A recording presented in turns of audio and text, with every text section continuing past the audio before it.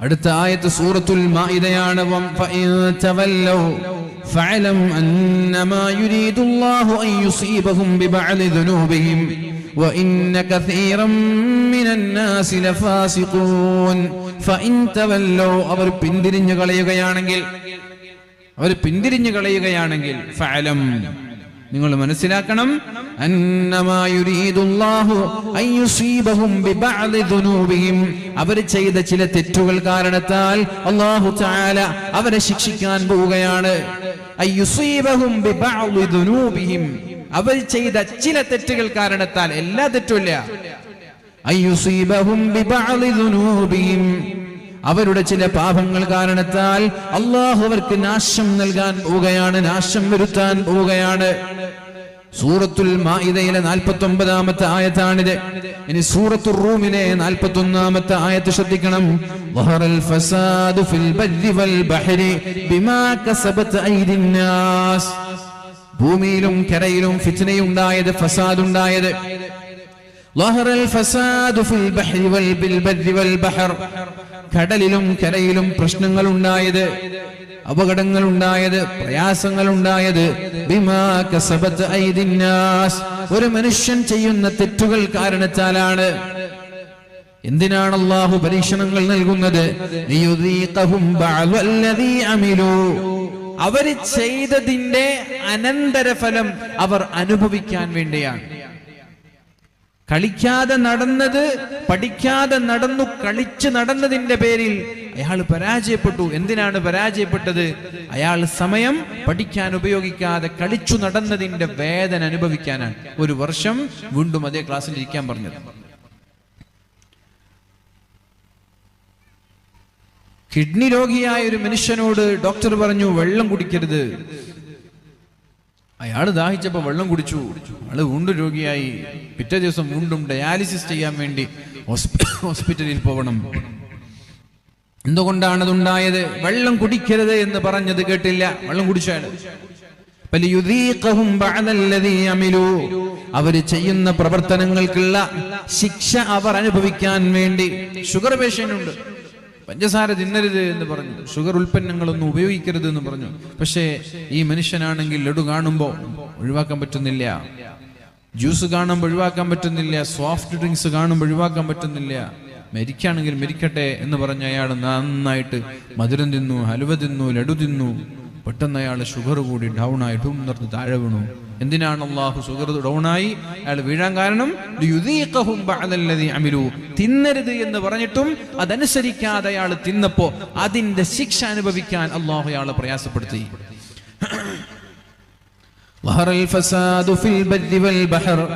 കടലിലും കരയിലും ഫിത്നയുണ്ടായത്, ഫസാദുണ്ടായത്, പ്രശ്നങ്ങളുണ്ടായത്, പരീക്ഷണങ്ങൾ ഉണ്ടായത്. ബിമാ കസബത് ഐദിൻ നാസ്, മനുഷ്യൻ ചെയ്യുന്ന തെറ്റുകൾ കാരണത്താലാണ്, മനുഷ്യന്റെ കൈകൊണ്ടുണ്ടാക്കുന്ന കുഴപ്പങ്ങൾ കാരണത്താലാണ്. അവർ ചെയ്യുന്നത് കാരണത്താൽ അതിന്റെ വേദന അനുഭവിക്കാൻ വേണ്ടി. എന്നിട്ട് അവർ മാറുമോ എന്ന് നോക്കാം, അവർ നന്നാവോ എന്ന് നോക്കാം. നന്നായി മട്ടൻ കഴിച്ചു, കൊളസ്ട്രോൾ കൂടി, ഫാറ്റി ലിവർ കൂടി. ഹോസ്പിറ്റലിൽ പോയപ്പോൾ ഡോക്ടർ പറഞ്ഞു മട്ടൻ കഴിക്കുന്നത് കുറക്കണം. എന്തിനാ ഈ ഫാറ്റി ലിവർ കൂടിയത്?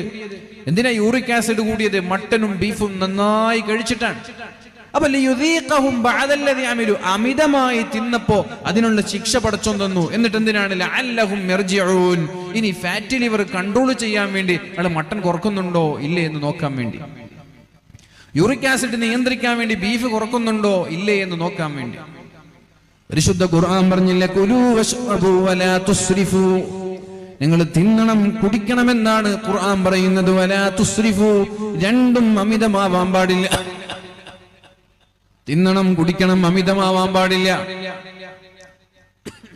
എന്ത് തിന്നണമെന്ന് വെച്ചാൽ എന്തും തിന്നാം. മനുഷ്യൻ മാംസബുക്കുമല്ല സസ്യബുക്കുമല്ല, രണ്ടും മിശ്രമായി സമ്മിശ്രമായി തിന്നുന്ന ജീവിയാണ് മനുഷ്യൻ. ഒരു മനുഷ്യന് പച്ച മാംസം തിന്നാതെ വെറും സസ്യം മാത്രം തിന്ന് ജീവിക്കാൻ കഴിയും. പക്ഷേ പല അസുഖങ്ങൾ അയാൾക്കുണ്ടാവും. സസ്യം മാത്രം തിന്ന് ജീവിക്കാന്ന് പറഞ്ഞാൽ അസുഖങ്ങൾ ഉണ്ടാവും. മാംസം മാത്രം തിന്ന് ജീവിക്കാന്ന് പറഞ്ഞാൽ അസുഖങ്ങൾ ഉണ്ടാവും. സമ്മിശ്രമാണ് മനുഷ്യൻ. എന്നാല് കാട്ടിലുള്ള വന്യമൃഗങ്ങൾ അങ്ങനെയല്ല, അവർ മാംസാഹാരികളാണ്.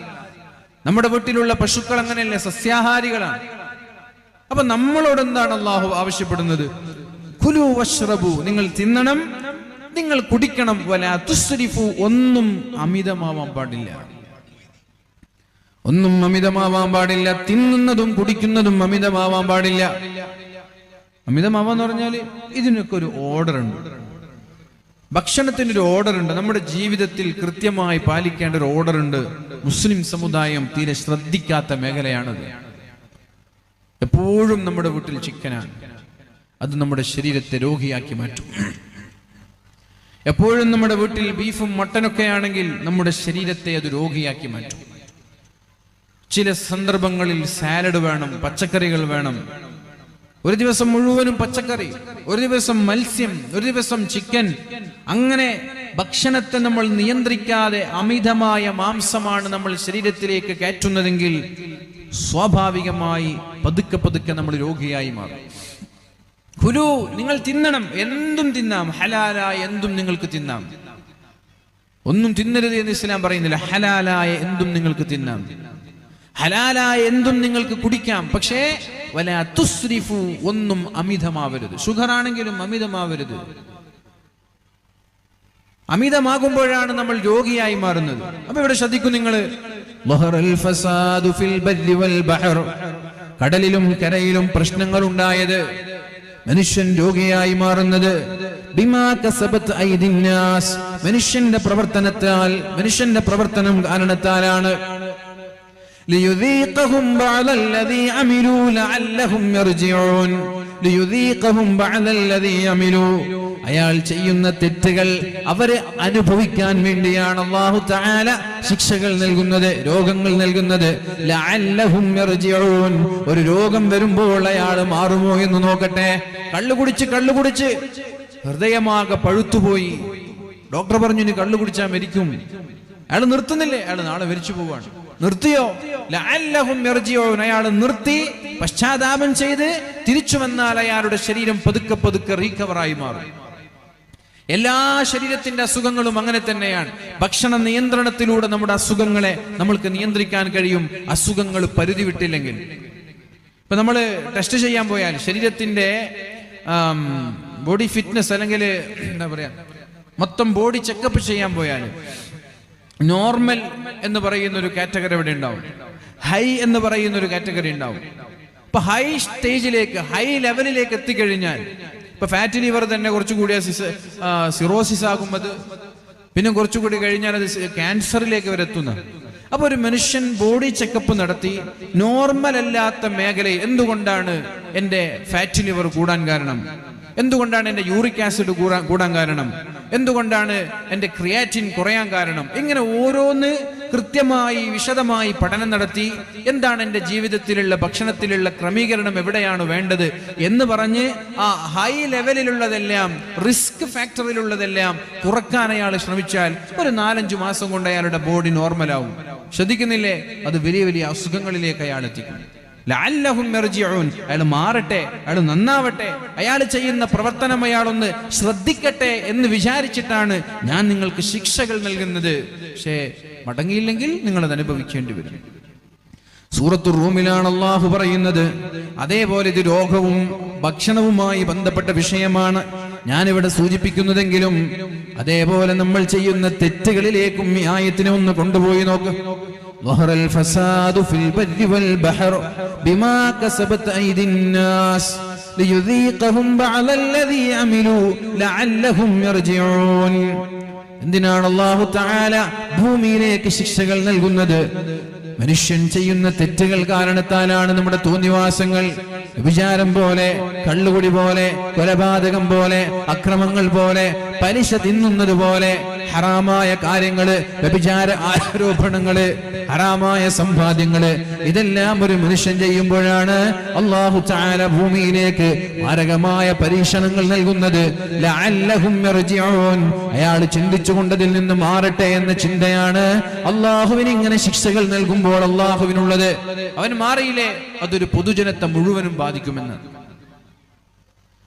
പരിശുദ്ധ റസൂലുള്ളാഹി സ്വല്ലല്ലാഹു അലൈഹി വസല്ലമ തങ്ങൾ പറയുന്ന ഒരു ഹദീസ് മഹാനായ ഇബ്നു മാജ റളിയല്ലാഹു അൻഹു റിപ്പോർട്ട് ചെയ്യുന്നുണ്ട്.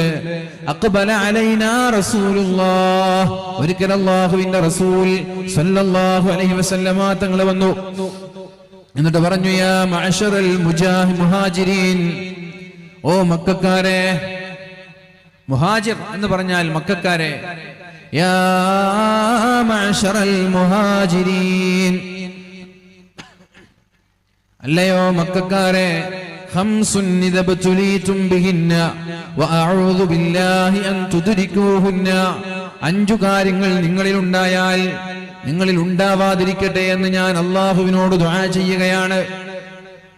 ലം തൽഹരിൽ ഫാഹിഷതു ഫീ ഖൗമിൻ ഖത്തു, ഒരു സമൂഹത്തിൽ തിന്മകൾ വ്യാപകമായാൽ, ലഹറ എന്ന് പറഞ്ഞാൽ പ്രകടമാവുക, വ്യാപകമാവുക. ഇദാ ലം തൽഹരിൽ ഫാഹിഷതു ഫീ ഖൗമിൻ ഖത്തു, അനാചാരങ്ങളും തമ്മാടിത്തരങ്ങളും തോന്നിവാസങ്ങളും ഒരു സമൂഹത്തിൽ വ്യാപകമായാൽ, വ്യാപകമാവെന്ന് പറഞ്ഞാൽ എല്ലാവരും ചെയ്യാൻ തുടങ്ങും, എല്ലാവരും ചെയ്യാൻ തുടങ്ങും, നോർമലാവുക, ലഘൂകരിക്കപ്പെടുക, ഗൗരവം നഷ്ടപ്പെടുക. അങ്ങനെ അതിന് മാത്രമല്ല, ഹത്താ യുഅ്ലിനൂ ബിഹാ, എന്നിട്ട് അവർ ചെയ്യുന്ന തെറ്റുകളെ അവർ പരസ്യമാക്കാൻ തുടങ്ങിയാൽ, ഹത്താ യുഅ്ലിനൂ ബിഹാ, തെറ്റുകൾ വ്യാപകമായി എന്ന് മാത്രമല്ല ആ തെറ്റുകളെ അവർ പരസ്യമാക്കാനും തുടങ്ങി. ഹത്താ യുഅ്ലിനൂ ബിഹാ, തിന്മകളെ അവർ പരസ്യമാക്കാനും തുടങ്ങിയാൽ, ഇല്ലാ ഫശാ ഫീഹിമുത് ത്വാഊൻ, അവരിൽ അല്ലാഹു തആല മാരകമായ രോഗങ്ങൾ നൽകും. ഫശാ എന്ന് പറഞ്ഞാൽ രോഗവും വ്യാപകമാവും. തെറ്റുകൾ വ്യാപകമാകുമ്പോൾ രോഗവും വ്യാപകമാവും. ഒരു വീട്ടിൽ ഒരു കിഡ്നി രോഗി, ആ ഒരു രീതിയിലേക്കാണ് നമ്മുടെ നാട് പോകുന്നത്. പണ്ടൊക്കെ CH സെന്റർ എന്ന് പറയുന്ന ഡയാലിസിസ് സെന്ററുകൾ ജില്ലയിലൊന്നായിരുന്നു. ഇപ്പൊ പഞ്ചായത്തിലും മണ്ഡലത്തിലും നാട്ടിലൊക്കെ ഓരോ നാട്ടിലും ഓരോ ഡയാലിസിസ് സെന്റർ എന്ന രീതിയിലേക്ക് നമ്മുടെ രാജ്യം മാറിക്കൊണ്ടിരിക്കുകയാണ്. ഓരോ വീട്ടിലും ഒരു കിഡ്നി പേഷ്യന്റ് എന്ന രീതിയിലേക്ക് നമ്മുടെ നാട് മാറിക്കൊണ്ടിരിക്കുകയാണ്. തിന്മ വ്യാപകമായാൽ ഫശാ ഫീഹിമുത് ത്വാഊൻ, അവിടെ അസുഖങ്ങളും വ്യാപകമാവും. ഫശ എന്ന് പറഞ്ഞാൽ വ്യാപകമാവും, പടർന്ന് പന്തലിക്കും. ക്യാൻസർ, ഓരോ 5 വീട്ടിലും ഒരു ക്യാൻസർ രോഗി. അല്ലാഹു സലാമത്താക്കട്ടെ, അല്ലാഹു രക്ഷപ്പെടുത്തട്ടെ. രോഗികളായ ആളുകൾക്ക് അല്ലാഹു ശിഫ നൽകട്ടെ.